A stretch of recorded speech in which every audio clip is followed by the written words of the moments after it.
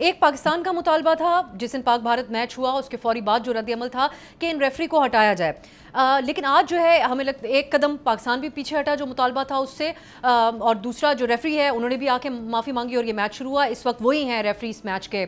सो कैसे ये मामला सेटल हुआ, इसको आप कैसे देख रहे हैं? ये दुरुस्त अंदाज में उठाया गया और इसका जो नतीजा निकला है उसी समत में निकला है जैसे आप सोच रहे थे?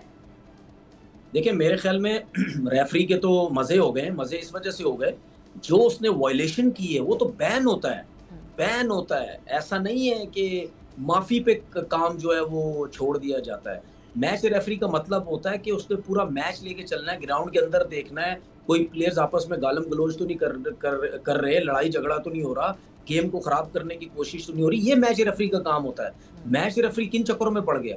ठीक है ना, तो उसको माफी का बोला, ये भी बहुत बड़ी बात है। ठीक है ना, कि उसको बोला कि चलो आप माफी मांगो इस मैच में, बेशक आप मैच के रेफरी हो लेकिन आप माफी मांगो। ये मेरे ख्याल में पाकिस्तान क्रिकेट बोर्ड ने थोड़ा सा, जो आप जिस तरह कह रहे थोड़ा पीछे हटे, उससे सिर्फ माफी की बात की। बेइज्जती तो उसकी हो गई है, चाहे वो माफी मांगता या नहीं मांगता या बैन होता, बेइज्जती तो उसकी हुई है। मेरा सिर्फ कहने का मकसद ये है कि ये जो बात इसके दिमाग में डाली गई, ये हाथ नहीं मिलाना जो सलमान आगा को बोला, ये किसने बोला? उसको तो पकड़ो। ये सारी जो स्टोरी बनती हुई आई है, ये बीसीसीआई से बनी। सब्सक्राइब करें और बेल दबाएं ताकि कोई खबर रह न जाए।